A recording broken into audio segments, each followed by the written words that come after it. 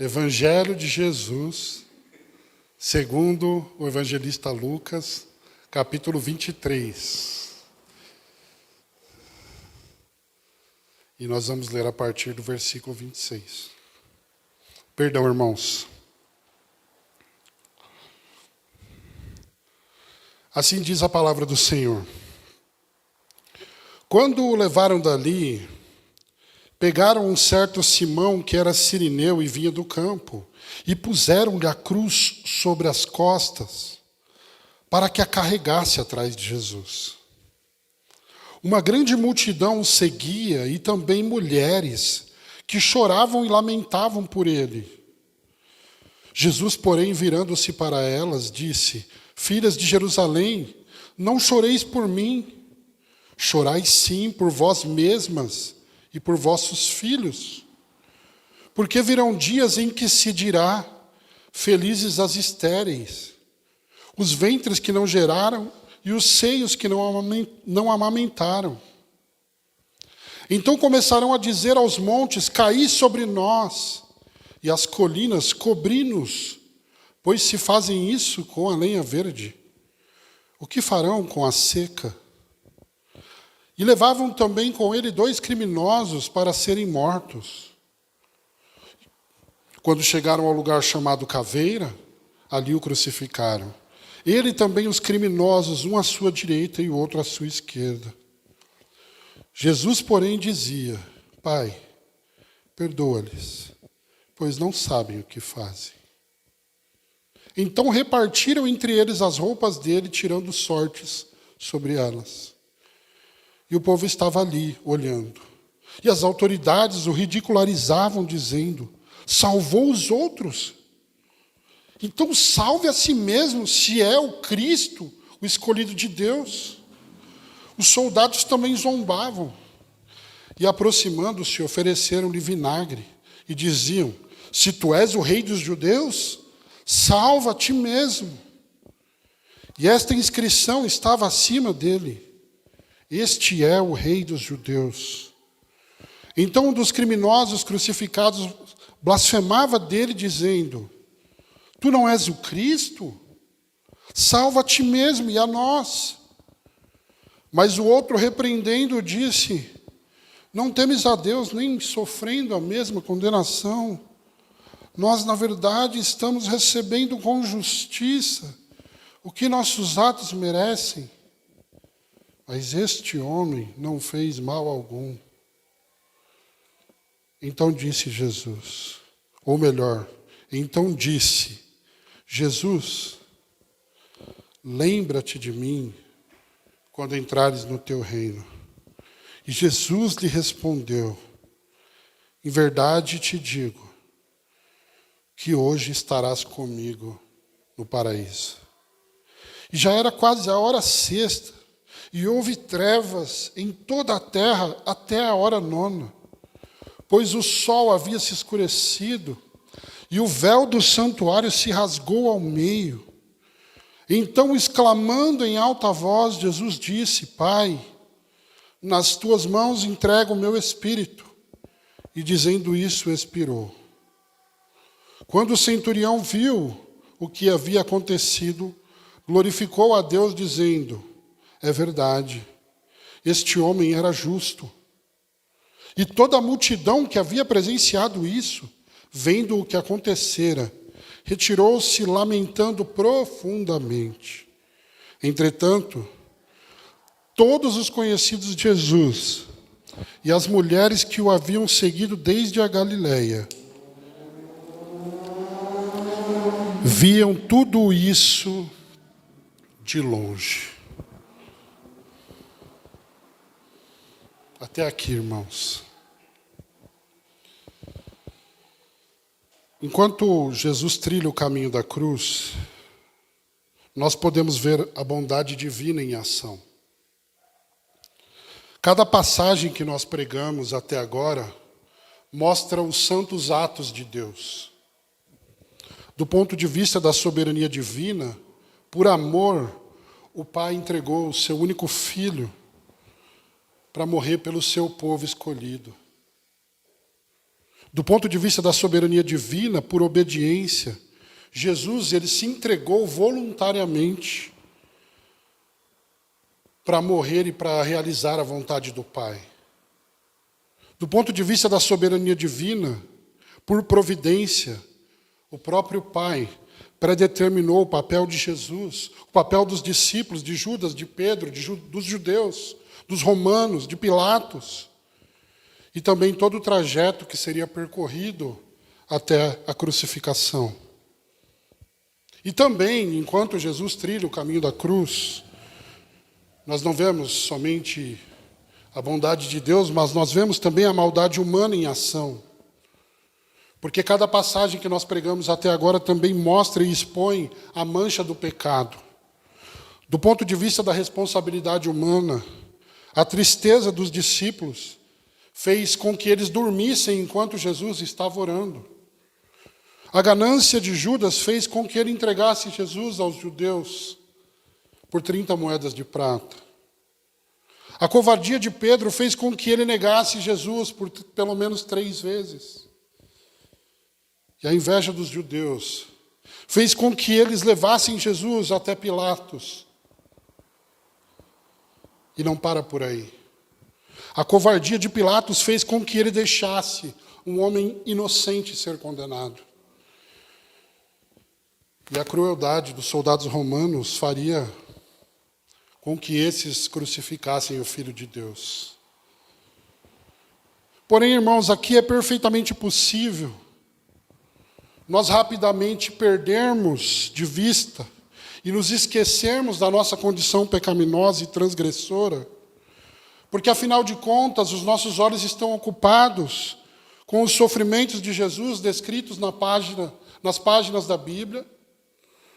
E então nós olhamos para essa passagem e nós vemos um homem tão ferido, tão espancado, tão machucado, tão dilacerado, que ele não tinha nem mais forças para carregar a própria cruz, que ele tinha até dificuldades para permanecer em pé. E de acordo com a lei, esse tipo de execução deveria acontecer fora dos muros da cidade de Jerusalém. E por isso o condenado deveria carregar o patíbulo, que é a parte horizontal da cruz, muito pesada, aquela trave horizontal muito pesada sobre os seus ombros, até o local da crucificação. Mas Jesus tinha apanhado tanto nos últimos dias, Jesus tinha sofrido tanto nos últimos dias, que ele estava completamente debilitado. E por isso, os romanos tiveram que obrigar um homem a carregar a cruz de Jesus. Um homem que estava passando por ali, Simão, o Cirineu, ou se você preferir, Simão, da cidade de Cirene, dessa região de Cirene. E eu creio, irmãos, que essa situação pareceu perfeita para o evangelista Lucas ilustrar o chamado de Jesus, sobre o qual ele tinha dito no capítulo 9, versículo 23, onde Jesus disse: se alguém quiser vir após mim, negue-se a si mesmo, tome a sua cruz e siga-me. E esse texto nos conta que Jesus vai à frente e que Simão vem logo após Jesus, levando a cruz pesada e seguindo os passos cambaleantes de Jesus, do Cristo. Uma cena que figura muito bem o que significa o discipulado cristão. Mas Jesus e Simão não estão aqui caminhando sozinhos. O texto diz que há uma multidão acompanhando o percurso. E Lucas nos chama a atenção para o fato de que algumas mulheres acompanhavam também a trajetória, chorando e lamentando pelo caminho, lamentando pela condição em que Jesus se encontrava. Irmãos, ao que tudo indica, essas mulheres eram carpideiras, ou seja, eram profissionais que eram contratadas para chorar e lamentar em velórios e funerais.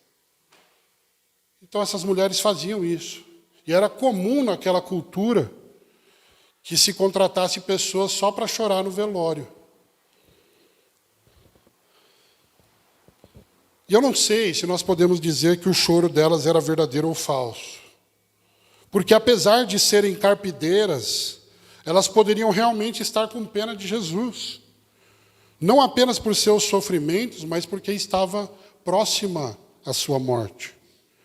E há um contraste aqui muito interessante, porque 7 dias atrás, Jesus estava sendo recebido em Jerusalém com festa, com alegria. Mas agora ele é acompanhado no caminho da cruz com lágrimas. As pessoas estão chorando, as mulheres estão chorando atrás de Jesus.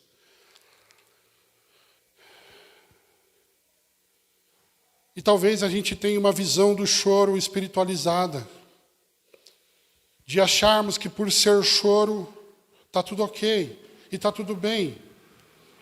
Mas a pergunta aqui é: o que será que Jesus pensava do choro dessas mulheres? Vamos ver o que ele disse nos versículos 28 a 31. Jesus, porém, virando-se para elas, disse: Filhas de Jerusalém, não choreis por mim, chorem por vocês e por vossos filhos. Porque virão dias em que se dirá: felizes as estéreis, os ventres que não geraram e os seios que não amamentaram.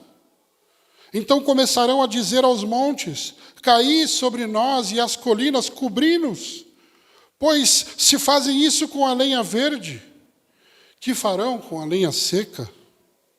Irmãos, com estas palavras, Jesus estava prenunciando a destruição de Jerusalém, que aconteceria por volta de 70 depois de Cristo.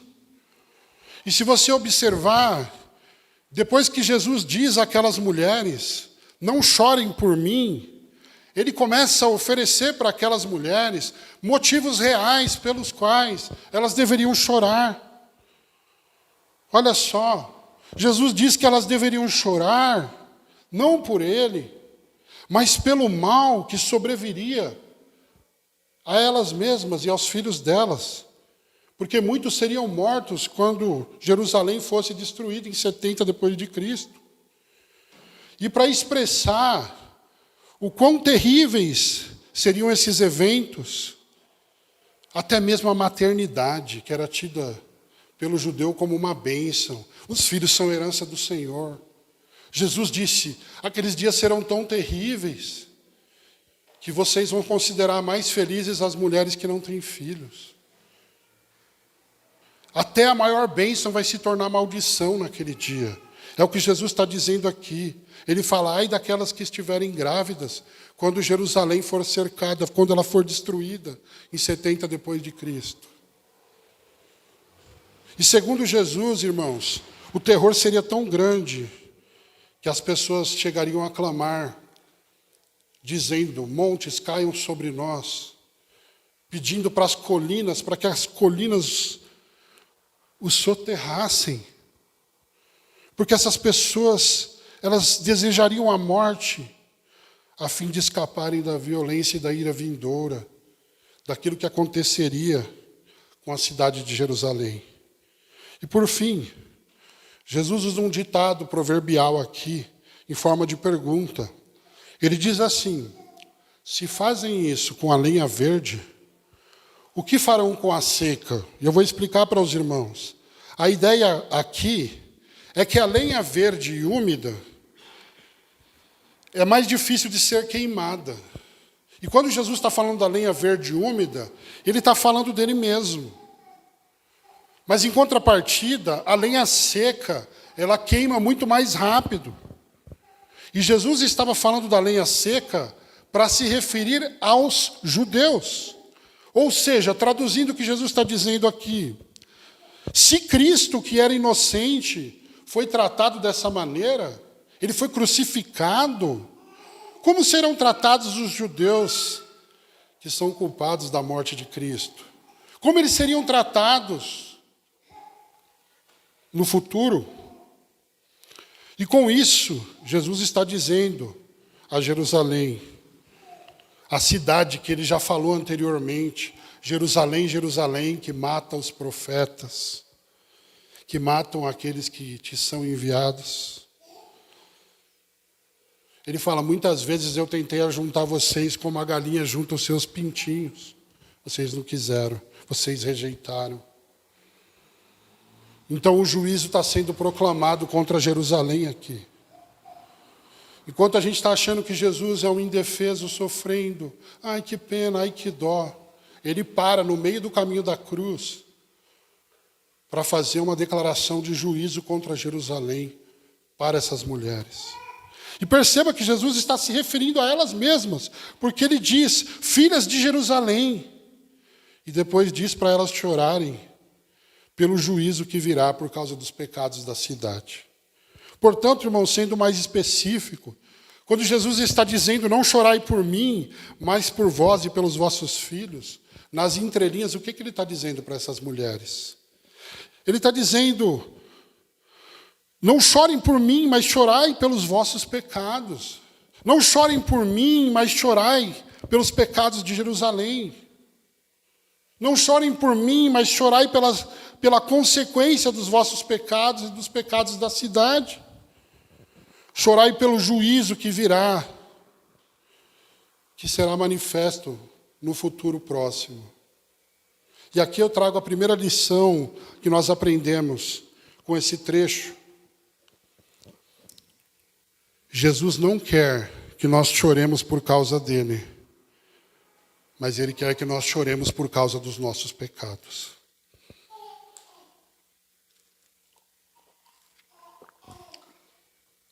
Essa é a primeira lição que nós aprendemos com esse texto. Jesus não quer que nós choremos por causa dele. Jesus quer que nós choremos por causa dos nossos pecados.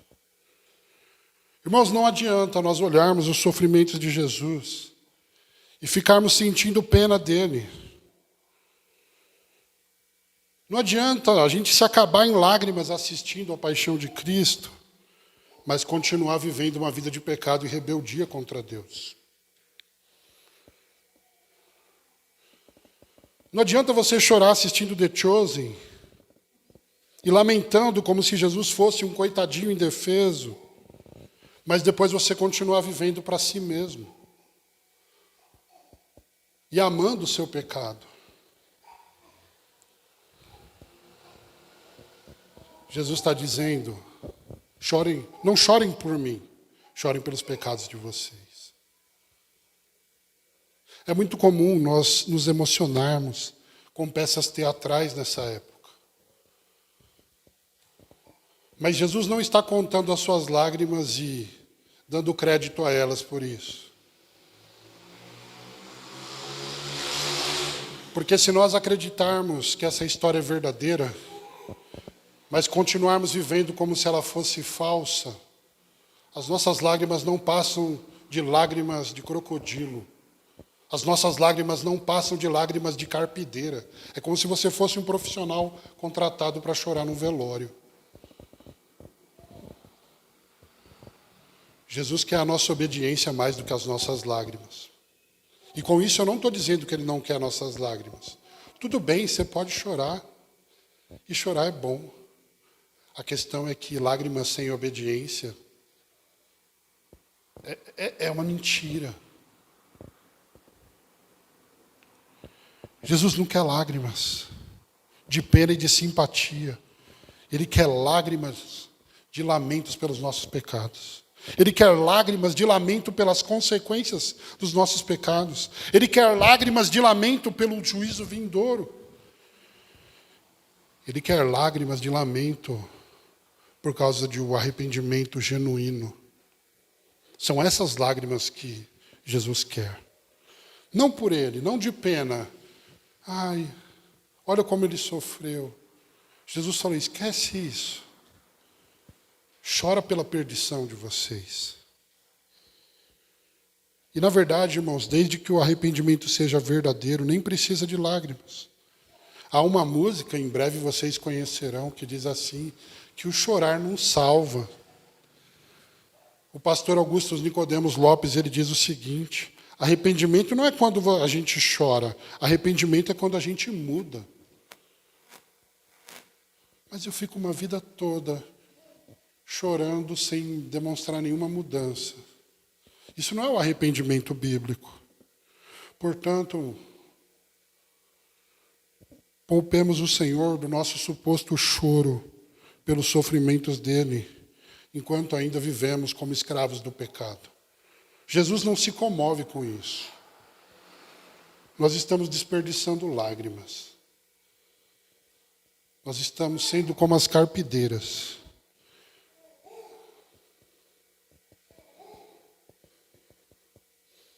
Meu irmão, não permita que o pensamento de um Cristo pendurado numa cruz te faça lembrar apenas de que ele sofreu, mas que também te faça lembrar todos os dias e principalmente da causa por que ele sofreu, o pecado. Se for chorar, chore porque os nossos pecados nos tirou do paraíso. Chore porque os nossos pecados nos tiraram do jardim de Deus. E que fora desse jardim não tem a vida que tinha dentro dele. Não tem a alegria que tinha dentro dele. Não tem a paz, o shalom que tinha dentro dele. Nós perdemos o jardim. Desde que o pecado entrou no mundo em Gênesis 3, cada um de nós perambulamos fora do jardim e distantes de Deus. Meus irmãos, a morte de Jesus não é um espetáculo para nos emocionar, mas é um chamado para nós seguirmos os seus passos até a cruz. É um chamado para a morte, é um chamado para nós morrermos para nós mesmos, morrermos para o pecado, nascermos para o Espírito e vivermos pelo Espírito. Então, a pergunta que eu quero fazer para você hoje, nesta manhã, é: onde estão os Simões Sirineus que carregarão a cruz depois de Jesus, após Jesus, seguindo Jesus? Onde estão aqueles que trilharão o caminho da cruz, seguindo os passos do Mestre? E eu digo isso porque parece que Simão foi mais do que uma ilustração do chamado ao discipulado. Porque Marcos capítulo 15, 21 vai dizer que Simão de Cirene era pai de duas pessoas, Alexandre e Rufo. E depois, se você ler, quando Paulo está se despedindo na carta aos Romanos, em Romanos 16, 13, ele diz assim: cumprimentai Rufo, eleito no Senhor. Se esse Rufo for o filho de Simão, é bem provável que o Simão tenha se convertido e ensinado o evangelho aos seus filhos. Então, não foi só uma encenação o ato de Simão levar a cruz atrás de Jesus. Parece que o homem se converteu naquela circunstância. O texto continua. Versículo 32, nós somos informados de que 2 criminosos foram levados para serem crucificados ao lado do Senhor. E depois, irmãos, de terem atravessado aquele trajeto que ficou conhecido como Via Crucis, ou Via Dolorosa, eles chegaram ao lugar que se chama Gólgota. Mas Lucas traduz essa palavra do aramaico e usa uma palavra grega aqui, que para a gente, na nossa Bíblia, está escrito caveira. E se você olhar a palavra grega aqui, é crânio. Crânio mesmo, crânio de caveira. Chegando ao lugar chamado caveira, ali o crucificaram, diz o texto. E há 3 possíveis razões para esse lugar ter o nome de caveira.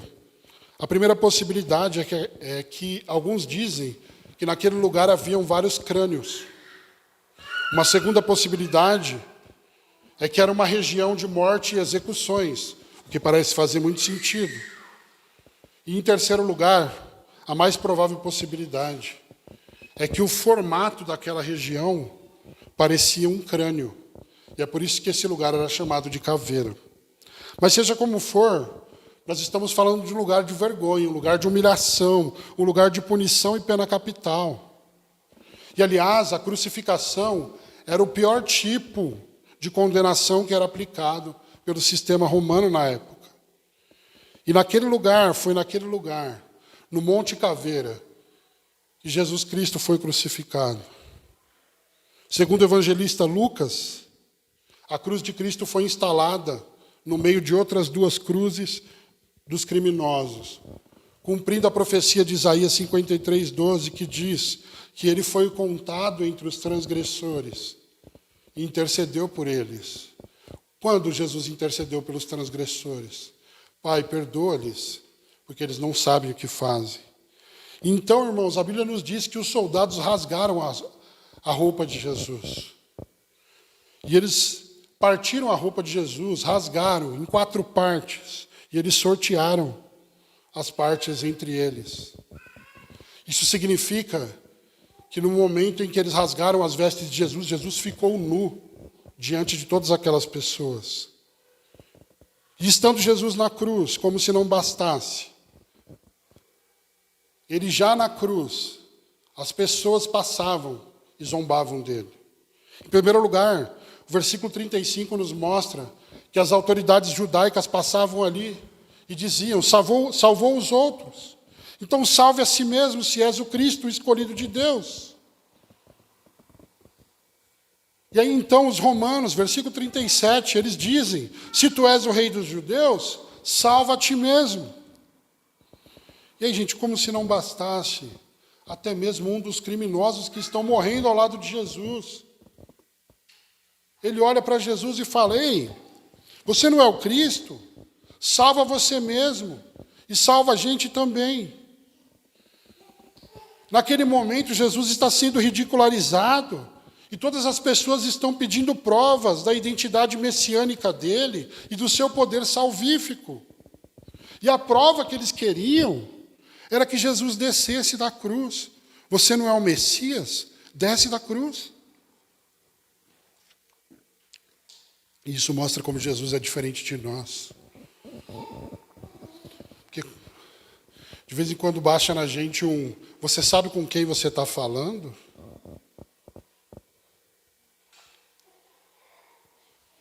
De vez em quando a gente pensa que a gente é alguma coisa. Mas Jesus, ele não está nem um pouco preocupado em provar a identidade dele para aquelas pessoas. Desce da cruz, você não é o Filho de Deus. Ele confia na voz que do céu disse: este é o meu Filho amado em quem eu me agrado. Ele não precisa da aprovação daqueles homens. Ele não desce da cruz. Mas os homens continuam dizendo. E aqui eu quero chamar a sua atenção para esse exato momento no texto. Porque ali está Jesus, depois de não ter conseguido carregar a própria cruz, sendo crucificado entre 2 criminosos, completamente nu diante de todos, tendo sua identidade e o seu poder questionado por todos, e com uma inscrição de zombaria em cima dele que dizia: este é o Rei dos Judeus. Todo mundo estava olhando para ele e não via nada além de um homem fraco. Só que, irmãos, para nossa surpresa, no momento de maior descrédito de Jesus aparente diante dos homens, um dos criminosos que morreria ao seu lado acreditou nele. E aqui esse texto ele começa a mudar de teor.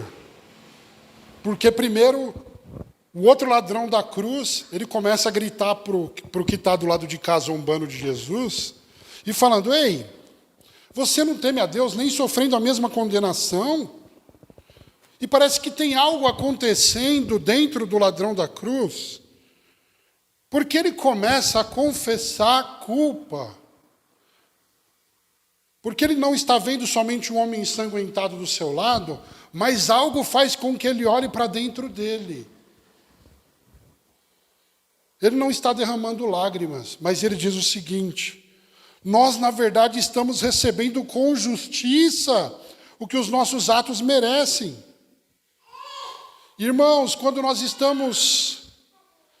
começamos a perceber que nós não somos bons o quanto nós achamos, nós estamos a um passo de termos um encontro com Deus verdadeiro. É assim que começa. Quando nós percebemos que nós não somos quem deveríamos ser, quando nós percebemos que nós não temos o que deveríamos ter, é o momento em que nós Começamos a pensar que nós precisamos de alguém melhor do que nós mesmos para nos salvar. É o que está acontecendo com esse ladrão. Ele fala, eu sou terrível, você é terrível. Só que ele não para por aí. Ele não vê somente a perdição de si mesmo, mas ele começa a enxergar na cruz do lado uma possibilidade, uma esperança de salvação. Ou talvez ele nem esperasse isso, mas ele primeiro reconhece a sua maldade, mas depois ele reconhece a inocência de Jesus. Ele diz no versículo 41, olha só, esse homem não fez mal algum, ele não merece a condenação, nós merecemos, mas ele não. Opa, tem duas coisas aqui que acontecem quando alguém se converte. A primeira é descobrir que a gente não é tão bom e que a gente não pode confiar nas nossas obras e em nós mesmos. A segunda é nós encontrarmos alguém que pode, em quem nós podemos confiar e depositar a nossa fé. E parece que aconteceu essas duas coisas com o ladrão. Porque o ladrão da cruz, agora, quando todos estão questionando a autoridade, a identidade e o poder de Jesus, ele olha para Jesus e fala, lembra-te de mim quando entrares no teu reino. E eu não sei se você está conseguindo perceber o que está acontecendo aqui. Pela ação do Espírito, o ladrão da cruz olha para a cruz do lado e ele vê um trono.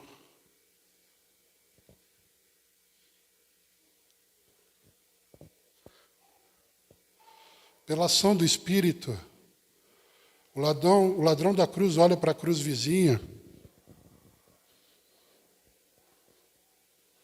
mas ele não enxerga aquele caniço que usaram para bater na cabeça de Jesus. Ele enxerga um cetro.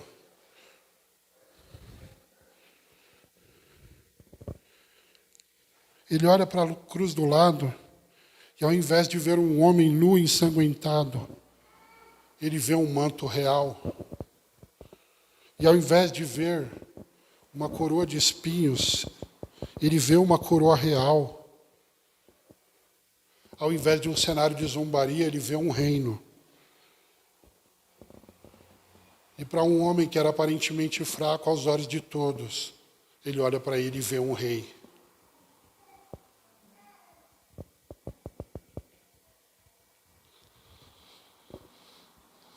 E esse milagre é muito grande, sabe por quê? Porque a maioria das pessoas teriam acreditado em Jesus quando ele estava fazendo os milagres. A maioria das pessoas teriam acreditado em Jesus quando ele estava ressuscitando mortos. A maioria das pessoas acreditariam em Jesus quando ele estivesse fazendo sinais. Mas cadê o sinal de Jesus aqui? Desce da cruz.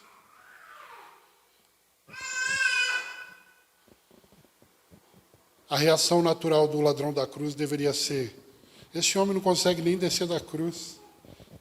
Ele é tão inofensivo quanto eu. Ele é tão impotente quanto eu. Mas, irmãos, a ação do Espírito, quando Deus converte alguém, é uma coisa maravilhosa.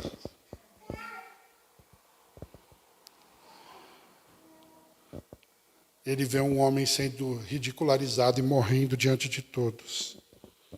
E ele coloca toda a confiança dele naquele homem. E aí Jesus dá uma resposta ao ladrão da cruz. Qual foi essa resposta? O quê? Você viveu a vida toda matando, roubando, fazendo tudo errado, e agora chega aqui, lembra de mim. Foi isso que Jesus fez? Você está me tirando? Você acha que eu vou ser injusto com quem está me buscando há muito tempo, supostamente? Eu não faria isso. Está aqui a palavra de Jesus para o ladrão da cruz. Ele fala, lembra-te de mim quando entrares no teu reino. Jesus falou, hoje mesmo estarás comigo no paraíso. Ainda hoje, não é amanhã, não é daqui uma semana, não é daqui um mês, não é daqui um ano. Jesus falou, hoje você estará comigo no paraíso. E aqui o texto nos traz uma segunda lição. A lição é, Jesus não veio para salvar a si mesmo. E sabe por quê? Porque ele nunca esteve perdido.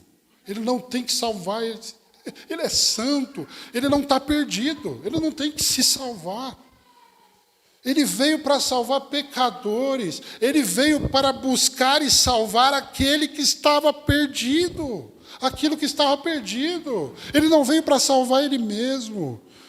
Todos queriam que ele provasse que ele era o Messias descendo da cruz, mas ele prova ser o Messias permanecendo na cruz. Todos queriam que ele provasse que ele era o Messias salvando a si mesmo, mas ele provou ser o Messias salvando o ladrão da cruz ao lado. Jesus não veio para descer da cruz, ele veio para tomar a cruz para ele. Ele tinha poder de sobra para descer da cruz, mas ele escolheu permanecer na cruz e ainda assim manifestar o seu poder salvífico, do qual todos estavam duvidando. Salva você. Quando Jesus está dizendo, hoje mesmo entrarás comigo no meu reino, ele está dizendo nas entrelinhas, ei, seus cabeça dura, eu não vim salvar a mim mesmo, eu vim salvar vocês. Eu não preciso de salvação. Vocês precisam.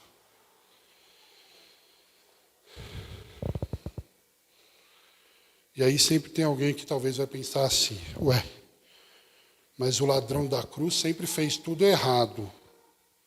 Nunca foi em uma escola bíblica. Não foi batizado. Tá certo isso aí? Tá certo, sabe por quê? Porque a Bíblia fala qual é a dinâmica do reino de Deus.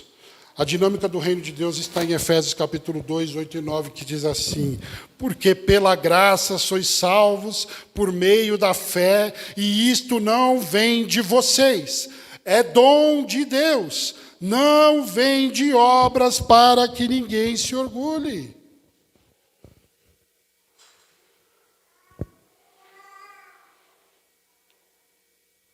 Nós não somos aceitos porque nós vivemos uma vida decente.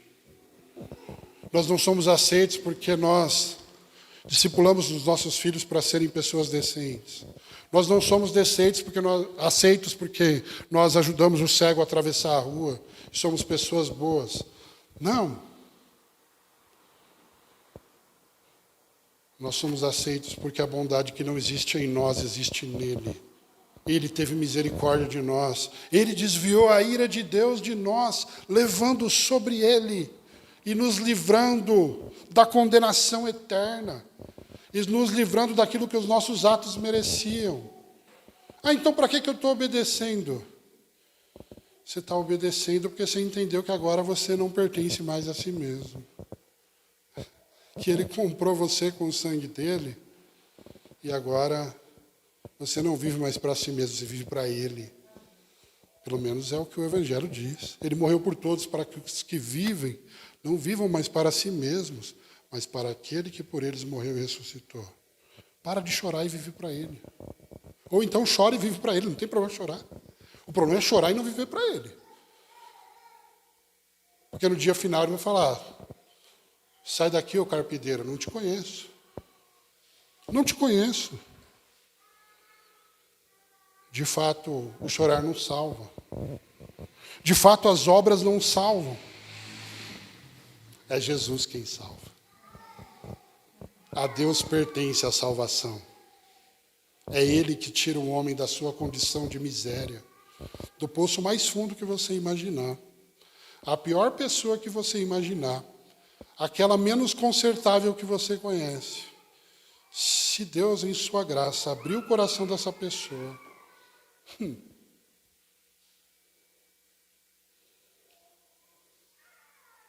É Ele que escolhe, é Ele que chama, é Ele que regenera, converte, justifica, adota, santifica, persevera e glorifica os pecadores que se arrependem, os pecadores arrependidos, os salvos, o seu povo.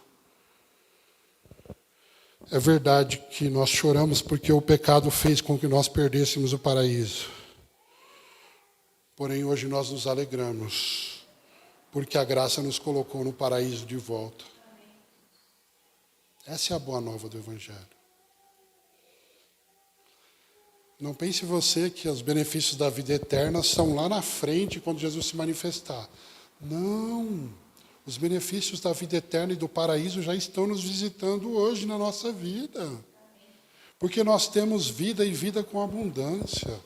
As pessoas afora estão se matando aí, brigando por um monte de coisa dessa vida passageira. Coisa que a gente não vai poder levar daqui.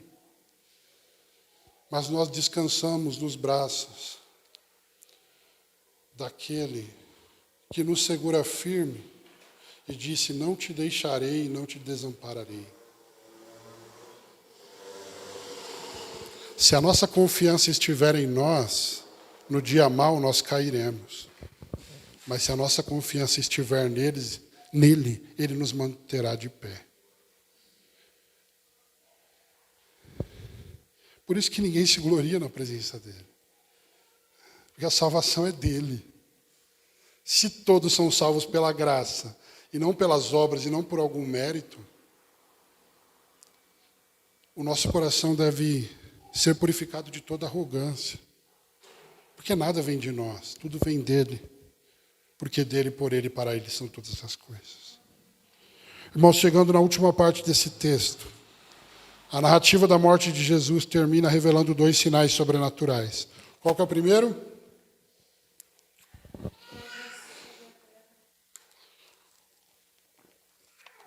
Blackout. Terra escura. O texto diz que perto da hora sexta, meio-dia, houve trevas sobre toda a terra até a hora 9, 3 horas da tarde, a hora em que Jesus faz a oração. Pai, em tuas mãos entrego o meu espírito. Houve 3 horas de apagão, gente, durante o dia.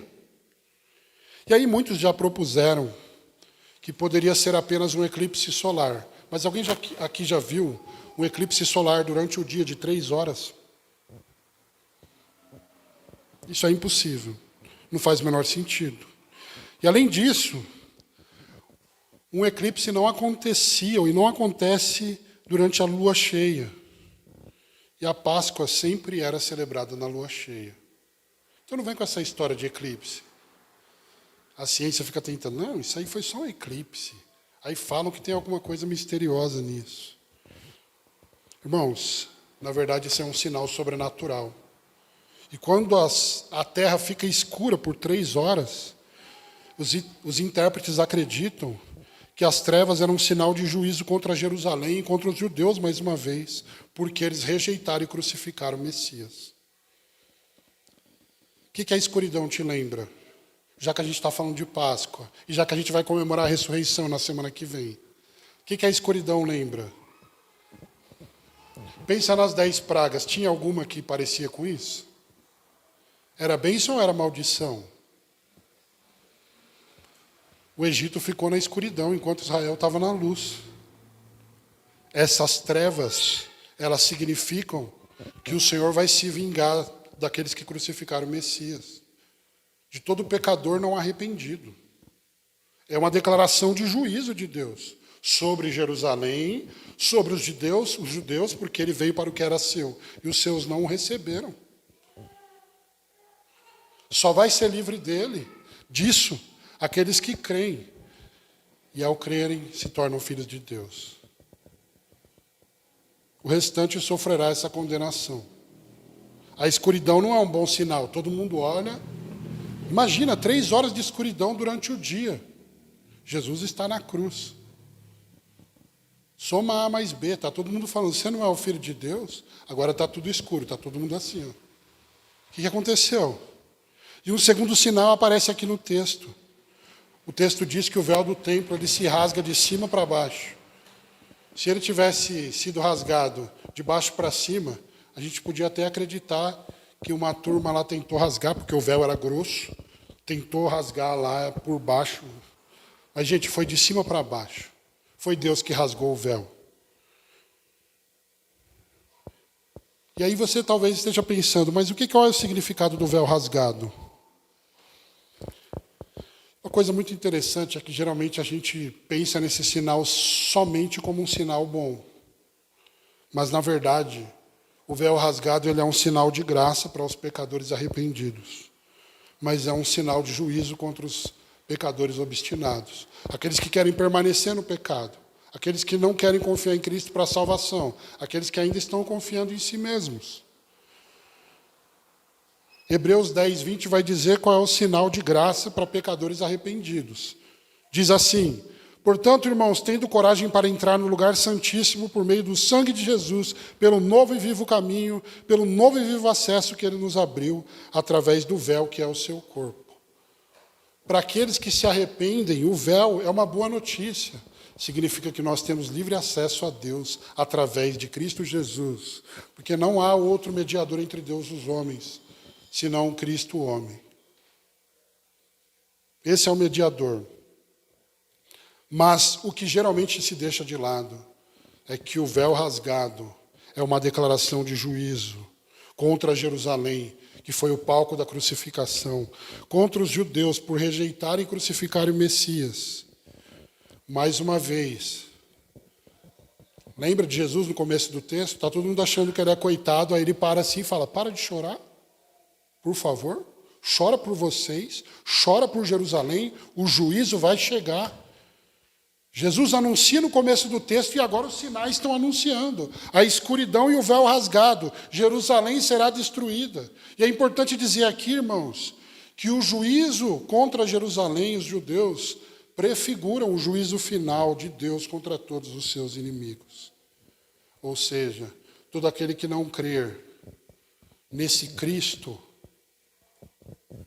sofrerá esse juízo. Esse juízo que é repetido em Apocalipse.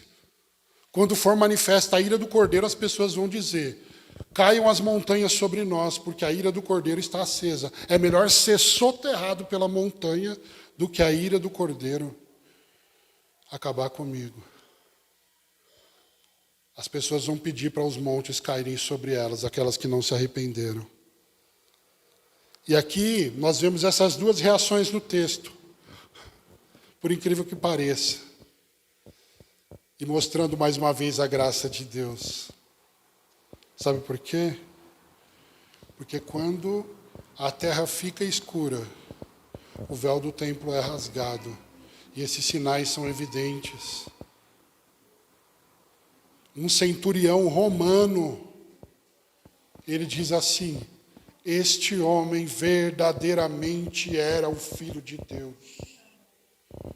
Mostrando que algumas pessoas vão confessar, e todo aquele que o confessar, todo aquele que crê nele será salvo de fato. Um centurião romano, você vê que é graça. Não tem nada a ver com nacionalidade, tem a ver com depositar a fé na pessoa de Jesus Cristo. Ele reconhece, mas se você ler o versículo 48, você vai ver que pelos mesmos sinais, o povo judeu chorou e lamentou, foi embora batendo no peito, sabendo que em breve o juízo de Deus viria sobre eles. Não se engane. O véu do templo rasgado é uma boa notícia, mas para o que crê. Para aquele que não crê, é Deus descendo, ele saiu de trás do véu, porque eles falavam do Santo dos Santos, que separava a presença de Deus. Ele está vindo trazer juízo. E Jesus já tinha dito isso para os judeus, lembra? Você é o Cristo, Filho de Deus? Fala aí. Eu sou e vocês verão. Vocês me verão vindo sobre as nuvens com poder e glória na direita do Todo-Poderoso. E Jesus deixando claro ali que na sua segunda vinda ele será o juiz. Ele se vingará dos seus inimigos. Essa é a mensagem, é a parte da mensagem que os pastores e as igrejas estão deixando de lado, Porque isso não traz popularidade, porque isso não dá dinheiro, porque isso não enche igreja. Mas nós não estamos nos reunindo apenas para pregar a graça de Deus, o seu amor, naqueles que eles são aceitos, mas também a glória da sua justiça naqueles que o rejeitam. Nós precisamos pregar as duas coisas, irmãos. O centurião confessa. Os judeus vão embora chorando, como as carpideiras do começo do texto.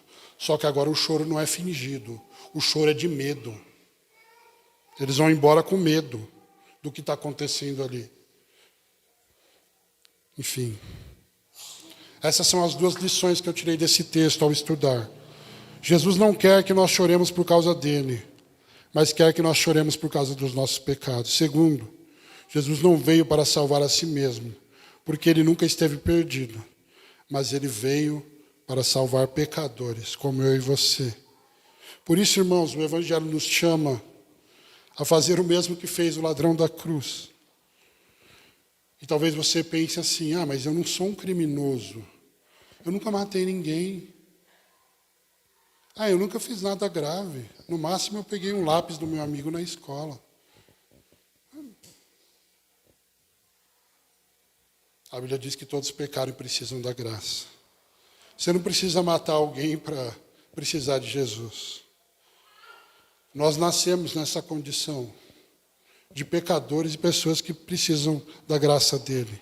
Então nós precisamos fazer duas coisas hoje. A primeira, ladrão da cruz, olha só, versículo 41. Nós estamos recebendo com justiça o que os nossos atos merecem. A primeira coisa que a gente tem que fazer, Senhor, não é a minha esposa, o problema não é meu esposo, o problema não são os meus filhos, o problema não é o governo, o problema não é minha casa, o problema não é a igreja, o problema sou eu. Foi o que esse ladrão da cruz fez. Nós estamos recebendo com justiça o que os nossos atos merecem. A primeira coisa, se alguém quer ter um encontro verdadeiro com Deus, é reconhecer que não é quem deveria ser, que está aquém da vontade de Deus revelada na palavra. Em segundo lugar, depois de parar de confiar em si mesmo, confiar em alguém melhor do que você que é capaz de te salvar. Esse alguém é Jesus. Esse alguém está na cruz ao lado. Mas o que ele está fazendo na cruz? Ele não é inocente. Ele está pagando o preço pelos meus e pelos seus pecados. Para que nós não precisemos pedir para os montes caírem sobre nós, evitando a ira de Deus, da qual ninguém vai conseguir escapar.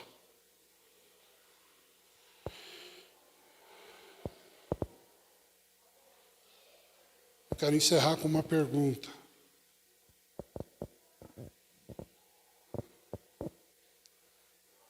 Nós estamos vivendo como aqueles a quem o paraíso foi restituído, ou como aqueles a quem o juízo está prometido?